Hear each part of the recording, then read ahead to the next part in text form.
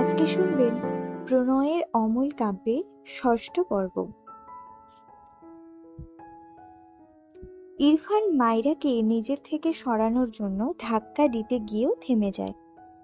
মাইরা পুরো শরীরের ভর ছেড়ে দেওয়ায় ইরফান ভুরু কোঁচকাল। ডান হাতে মাইরার মাথা ঠেলে তার বুক থেকে সরিয়ে মাইরার মুখ পানে তাকায়। তার ঘরে গিয়ে যে থাপ্পড়টা দিয়েছিল এর ফলে মেয়েটার বাম গাল হালকা লাল হয়ে আছে। ইরফান ফোঁস করে শ্বাস ফেলল। সেন্স হারিয়েছে কেন বুঝল না। তীক্ষ্ণ চোখে বেশ কিছুক্ষণ মাইরার মুখ পানে চেয়ে রইল। ইনায়ের দিকে তাকিয়ে কণ্ঠে বিরক্তি ঢেলে বলে, এই স্টুপিডকে ধরবি নাকি ফেলবো? ইনায়া দ্রুত এসে মাইরাকে আগলে নেয়। এরপর নিজেই বেশ কষ্ট করে মাইরাকে বিছানায় শুইয়ে দেয়। মাইরার গালে আলতো থাপ্পড় দিয়ে বেশ কয়েকবার ডাকে। মাইরার সাড়া নেই। ইনায়া ভয় পায়। ইরফানের দিকে তাকালে দেখে ইরফান তীক্ষ্ণ চোখে মাইরার দিকে চেয়ে আছে। ইনায়া জিভ দিয়ে ঠোঁট ভিজিয়ে বলে, ভাইয়া, ডক্টরকে কল করো, মাইরার কিছু হয়েছে, ও তো চোখ খুলছে না। ইরফান বিরক্ত হয়ে পেছন ফিরে যেতে যেতে বলল, জাস্ট 2 মিনিটস, রেডি হয়ে বাইরে আয়, আমার লেট হয়েছে। ইনায়া ভাইয়ের নির্লিপ্ততায় ভীষণ বিরক্ত হয়, মনে মনে রাগও হয় খুব। একটা মানুষ অসুস্থ হয়ে অজ্ঞান হয়ে গিয়েছে, তবুও তার ভাইয়ের মনে একটুও মায়া দেওয়া নেই। কণ্ঠে কিছুটা রাগ নিয়ে পিছন ফিরে বলল, তোমার প্রবলেম কি ভাইয়া? দেখছো একটা মেয়ে অসুস্থ আর তুমি হেয়ালি করেই যাচ্ছ। আসলেই তুমি পাষাণ হয়ে গিয়েছ। ইরফান দাঁতে দাঁত চেপে ইনায়ার দিকে তাকালো। ইনায়া ইরফানের দৃষ্টি দেখে ভয় পেয়ে আমতা আমতা করে বলে, ডক্টরকে একটা কল করো অন্তত প্লিজ। ইরফান গটগট পায়ে এগিয়ে এসে রেগে বলে, ওর বাদরামি না দেখে কলেজে যাবি না। ইনায়া বিরক্ত হলো। মানছে মাইরা চঞ্চল, এর জন্য সেন্স হারিয়েছে বলে তাকে সুস্থ করে জাগিয়ে তুলবে না। ইরফান হঠাৎই মাইরার হাত ধরে জোরে টান দিয়ে বসিয়ে দেয়। মাইরা ধরফর করে চেঁচিয়ে বলে ওঠে, ওহ আপু, আমার হাত খুলে গেল, হাতটা খুলে গেল, আমার হাতকে বাঁচাও। ইনায়া চোখ বড় বড় করে তাকায় মাইরার দিকে। মাইরা তো অজ্ঞান হয়ে গিয়েছিল। ইরফান শক্ত চোখে মাইরার দিকে চেয়ে দৃষ্টি ঘুরিয়ে ইনায়ের দিকে তাকিয়ে রেগে বলে, সি, এই তোর স্টুপিডের বাঁতরামি। মাইরা ইরফানের দিকে তাকিয়ে ঠোক গেলে বিড়বিড় করে, একটু নাটক করেও শান্তি নেই। কথাটা বলে ইনায়ের পিছনে বৃথা লুকানোর চেষ্টা করে। ইরফানের বিরক্তির মাত্রা পেরিয়েছে। ইনায়ের দিকে তাকিয়ে রাগান্বিত স্বরে বললে, 2 মিনিটের 1 সেকেন্ড লেট করলে তোকে শুলে চড়াবো আমি। আর এই স্টুপিডের আশেপাশে যদি দেখেছি তো একটা থাপ্পড়ও মাটিতে পড়বে না। মাইরা ইনায়া দুজনেই কেঁপে ওঠে। ইনায়া দ্রুত বিছানা থেকে নেমে তার ঘরের দিকে দৌড় লাগায়। মাইরা ভীত স্বরে চেঁচিয়ে বলে, আপু, আমাকে নিয়ে যাও দয়া করে, আমার সামনে বাঘ, বাঁচাও। ইনায়া অসহায় চোখে পেছন ফিরে তাকায়। ইরফানের দিকে তাকালে ইরফানের দৃষ্টি দেখে আর এগোয় না। সে লেট করলে থাপ্পড় তো তাকে খেতে হবে, তাই দ্রুত তার ঘরের দিকে পা চালালো। এদিকে মায়েরা ভয় পাচ্ছে। কতগুলো বেফাঁস কথা বলেছে, আবার অ্যাক্টিং করে ওই লোকের গায়ে পড়েছিল। এখন তার কি হবে? নিজেকে গুটিয়ে নিয়ে ধীরে ধীরে সামান্য মাথা তুলে ইরফানের দিকে চায়। ইরফানের দৃষ্টির নড়চড় নেই। মায়েরা জানে এই দৃষ্টি মানে তাকে এখন ধোয়ার পরিকল্পনা করছে। মায়েরার মনে পড়ে এই লোকটা ইনায়া আপুকে তার সাথে মিশতে নিষেধ করেছে। নিজের মাঝে জমানো ভয় সাময়িক পালিয়ে গেল। মায়েরা হঠাৎই রেগে বলে ওঠে, আপনার এত বড় সাহস, আমার সাথে আপুকে মিশতে নিষেধ করছেন? আপনি জানেন মুভি গল্পের কত নায়ক পাগল হয়ে থাকে? আমি না হয় আপনাকে সেরকম পাগল বলেছি, আর আমি যেহেতু আপনারই বউ তাই একটু অ্যাক্টিং প্র্যাকটিস করছিলাম। আপনি তো দেখছি আসলেই মূর্খ। ইরফান ঘর থেকে বেরোনোর জন্য 2 পা এগিয়েছিল। মায়েরার কথা শুনে তার পা থেমে যায়। রাগে বিরক্তিতে নিজের মাথার চুল টেনে ধরল। আর নিতে পারছে না একে। ঝড়ের বেগে এসে মাইরার গাল চেপে ধরে ডান হাতে। মাইরা ভয়ে কেঁপে ওঠে। 2 হাতে ইরফানের হাত চেপে ছাড়ানোর চেষ্টা করে।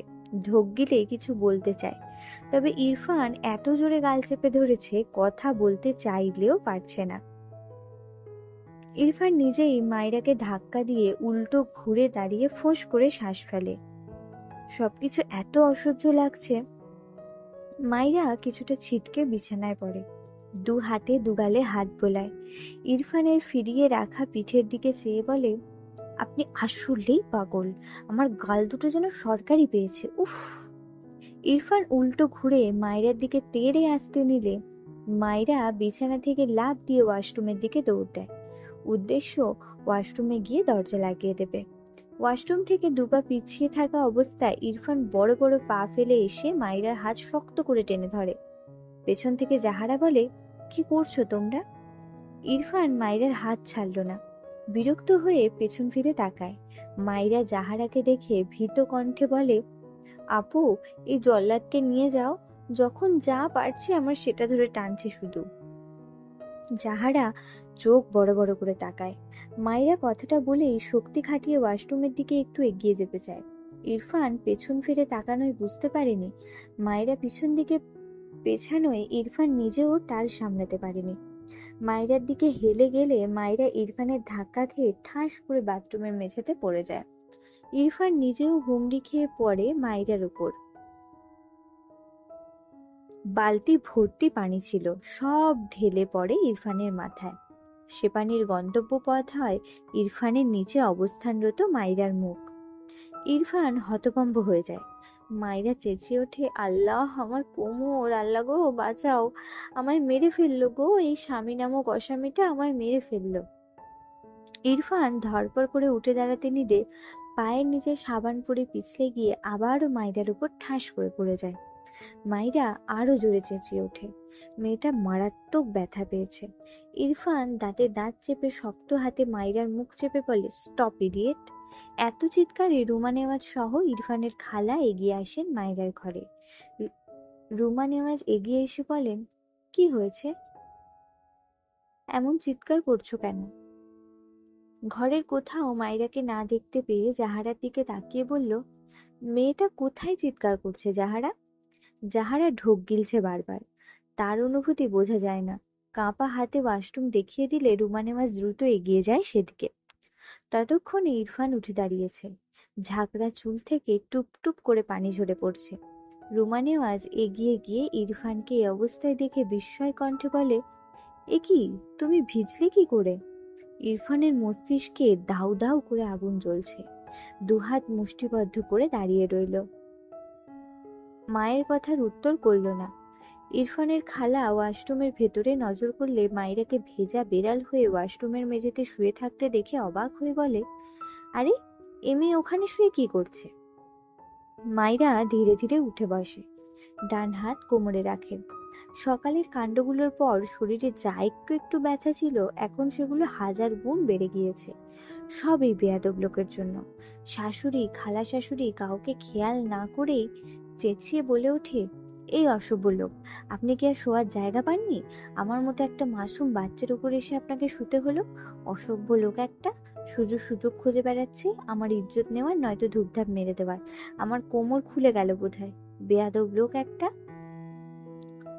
মায়রা নিজের মতোই বকে যাচ্ছে আর কোমরে হাত বুলিয়ে যাচ্ছে, মাথা তার নিচু। বাইরে যে এতগুলো মানুষ মায়রা দেখেইনি, দেখলেও বাকি, তার মুখ তো বন্ধ হওয়ার ন্যায়। মায়রার কথা শুনে রুমা নেওয়াজ ইরফানের খালা দুজনেই বিব্রত বোধ করলো। এদিকে মায়রার প্রতি কথা যেন ইরফানের মস্তিষ্কে আগুনে ঘি ঢালার মতো কাজ করলো। অনেকক্ষণ সহ্য করলো এই বাচালকে, আর পারল না। আগুন চোখে উল্টো ফিরে দাঁড়ালো।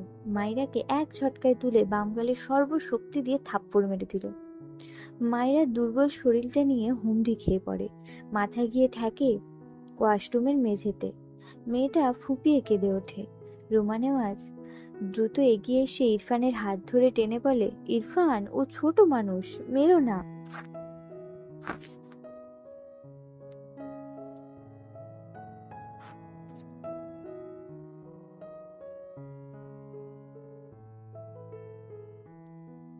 ইরফান রক্ত লাল চোখে মায়রার দিকে চেয়ে আছে। মায়রা কাঁদতে কাঁদতে মাথা তুলে ইরফানের দিকে তাকায়, হাতের কাছে মগ পেয়ে সেটা নিয়ে ইরফানের দিকে ছুঁড়ে মারে। মগটা গিয়ে লাগে ইরফানের বুকে। ইরফান হাত মুষ্টিবদ্ধ করে মাইরার দিকে এগোতে নিলে মাইরা ভয়ে জোরে কেঁদে দেয়। রুমা নেওয়াজ ইরফানকে টেনে বাইরে বের করে আনে। মাইরা কাঁদতে কাঁদতে জড়ানো কণ্ঠে বিড়বিড় করে বলে, তোকে জেলের ভাত খাওয়াবো আমি, শয়তান লোক। আমার পুরো শরীরটা সরকারি পেয়েছে, আর 2 দিন পর আমি পচে যাব। তোকে টাক করিয়ে ছাড়বো আমি। ইরফানের মায়ের হাত ঝটকা মেরে সরিয়ে দিয়ে ক্রোধান্বিত চোখে চেয়ে রাগান্বিত কণ্ঠে চিৎকার করে বলে, এই বেয়াদব বাচাল মেয়েকে আমার সামনে আর একবার দেখলে আই সোয়ার ওকে আমি খুন করে ফেলবো। কথাটা বলে হনহন করে ঘর থেকে বেরিয়ে যায়। ইরফানের কথায় প্রত্যেকে কেমন কেঁপে ওঠে।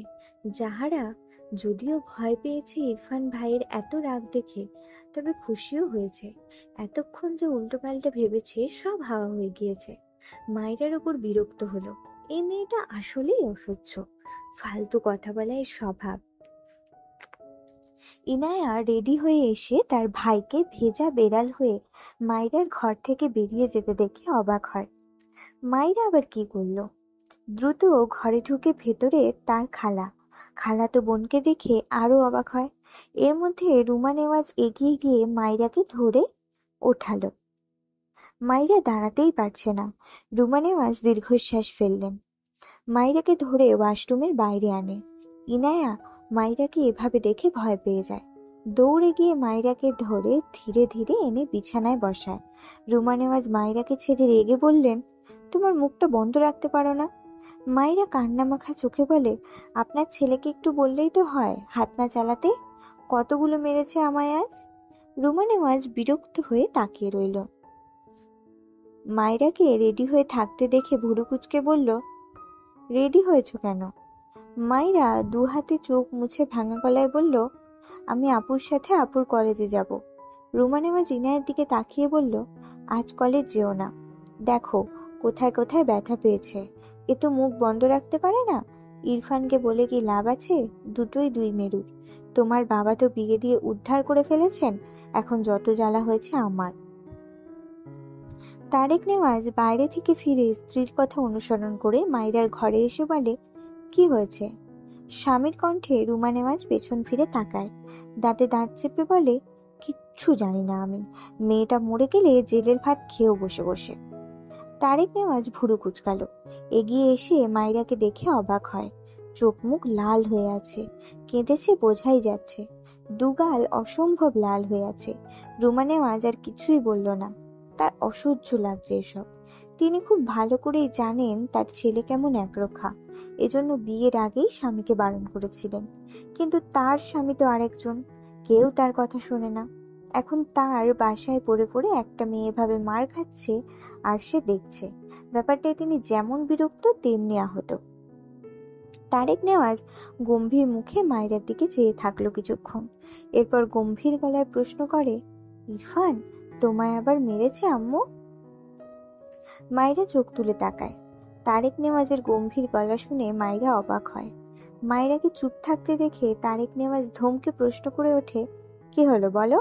মিথ্যে বলবে না একদম। মাইরা কেঁপে ওঠে, চোখ নামিয়ে নেয়, বিড়বিড় করে, বাবারও ছেলের মতো রূপ বিড়বিড় হচ্ছে দেখছি। তারেক নেওয়াজ ভুরু কুচকে বলে, মাইরা আমি কিছু জিজ্ঞেস করেছি? মাইরা ঢোক গেলে।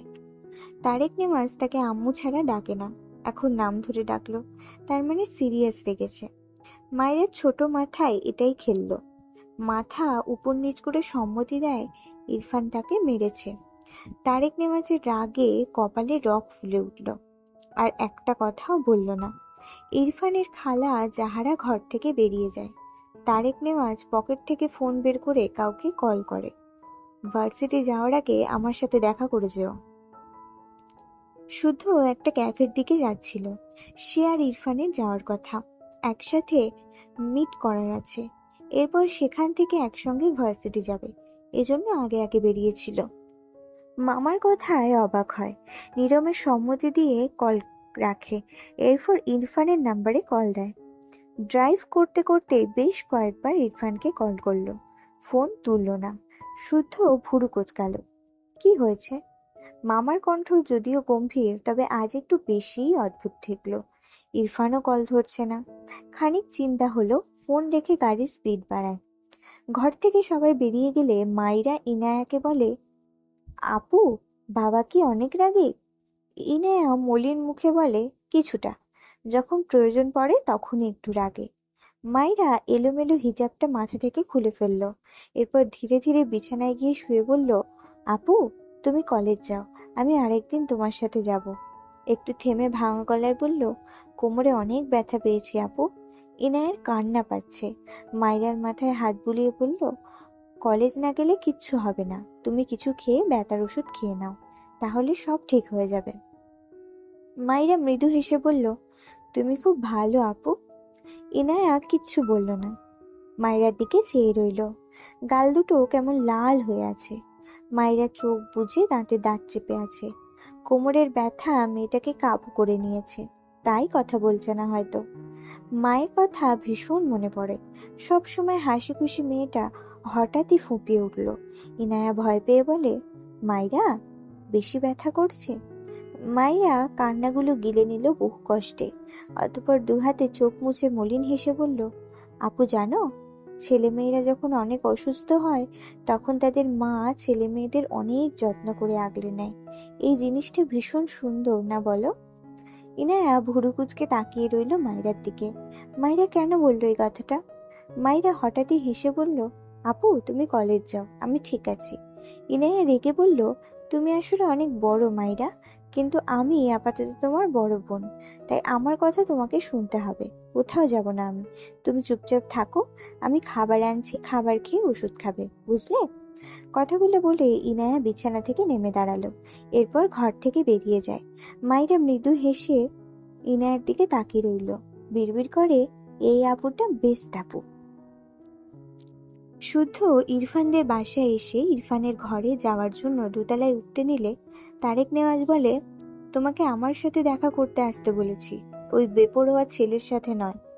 শুদ্ধ তার পা প্রথম সিঁড়িতে রেখেছিল। মামার কথায় দ্রুত পিছিয়ে আসে। বুঝলো তার মামা গরম, আর তা ইরফান রিলেটেড। তারেক নেওয়াজ ঘর নিজ তালাতেই। তিনি তার ঘরে যেতে যেতে বললেন, আমার ঘরে এসো। শুদ্ধ চিন্তিত বদনে তার মামার পিছু যায়। ঘাড় বাঁকিয়ে একবার উপরে তাকায়। ইরফান কি বাসায় আছে, নাকি ক্যাফেতে চলে গিয়েছে? দরকার তো তার। ইরফান গেলে, সে থেকে গেলে কেমন হবে ব্যাপারটা? আবার ভাবলো, ইরফান চলে গেলে তার মামার সাথে ঝামেলা করলো কি? ভাবনা নিয়ে তার মামার ঘরে প্রবেশ করে। তারেক নেওয়াজ গম্ভীর গলায় বলে, তোমার বাবার অনুপস্থিতিতে তুমি আমাকে তোমার গার্ডিয়ান মানো, তাই তো শুদ্ধ? মামার কথায় অদ্ভুতভাবে তাকালো শুদ্ধ। হঠাৎ এভাবে বলছে কেন মামা? চিন্তা নিয়ে মৃদু হেসে বলল, জি মামা, অবশ্যই। তারেক নেওয়াজ এবার খানিকটা ঠোঁট বাঁকিয়ে হাসল। অতঃপর বলল, তা বেশ, তবে আমার কথা মানতে তোমার কোনো প্রবলেম নেই তো? শুদ্ধ ভুরু কুঁচকে তাকিয়ে রইল। এবার তার বেশ ভালোই চিন্তা হচ্ছে, কি মানতে হবে তাকে। সে কিছু বলার আগেই তারেক নেওয়াজ উল্টো ঘুরে পেছনে দুহাত একসঙ্গে বেঁধে বলল, তোমার জন্য মেয়ে ঠিক করেছি আমি। তোমার মায়ের সে মেয়েকে ভীষণ পছন্দ, তাই তার মতামত নেওয়ার আছে। আর তুমি তো বললেই আমাকে তোমার গার্ডিয়ান মানো, তবে আমার সিদ্ধান্ত ফিরিয়ে দেবে না অবশ্যই, তাই না? তারেক নেওয়াজের কথা শুনে শুদ্ধ চোখ বড় বড় করে তাকায়। বারবার ঢোক গেলে তারেক নেওয়াজ একটু থেমে বলে, মেয়েটা মাইরা, ইরফান ওকে কিছুতেই মানতে পারছে না, পারবেও না হয়তো। আর ওদের শুধু নামেই বিয়ে হয়েছিল। আমি ওদের ডিভোর্সের ব্যবস্থা করছি, তুমি বিয়ের প্রিপারেশন নাও। শুধু তার মামার প্রথম কথা শুনেই ভেবেছিল কোথাও বসা প্রয়োজন তার। এগিয়ে গিয়ে বিছানার উপর বসতে নিয়েছিল, কিন্তু দ্বিতীয় কথা শুনে তার বসার জায়গার বিছানায় হয়নি, ঠাস করে মেঝেতে পড়ে গিয়েছে। তারেক নেওয়াজ শব্দ পেয়ে পিছন ঘুরে শুদ্ধকে মেঝেতে দেখে ভুরু কুঁচকে বলল, তুমি নিচে কি করছো? শুদ্ধ কথা বলতে ভুলে গিয়েছে। বিস্ময় নিয়ে তারেক নেওয়াজের দিকে চেয়ে আছে। তারেক নেওয়াজ ভুরু কুঁচকে বলল, ডিভোর্সের ব্যাপারে তোমায় কিছু করতে হবে না, আমি সব ব্যবস্থা করব। শুদ্ধ দ্রুত বলে, না না মামা, আমি থাকতে আপনি কেন কষ্ট করবেন? আমি সব ব্যবস্থা করব, আপনি নিশ্চিন্তে থাকুন। দরজা থেকে ইরফানের গম্ভীর গলায় কণ্ঠ ভেসে আসে, এখানে কি করছিস? শুদ্ধ চোখ বড় বড় করে দরজার পানে তাকালো। ইরফান রক্ত লাল চোখে শুদ্ধর দিকে চেয়ে আছে। শুদ্ধ ঢোক গিলল। একবার তারেক নেওয়াজের দিকে তাকালো। তিনি তার ছেলের পানে তাকিয়ে আছেন, তার ছেলে শুদ্ধর পানে। শুদ্ধ অসহায় কণ্ঠে বিড়বিড় করছে, আজ আমি অসহায় বলে বাবা ছেলের মাঝ থেকে আমায় কে বাঁচাবে? হুম?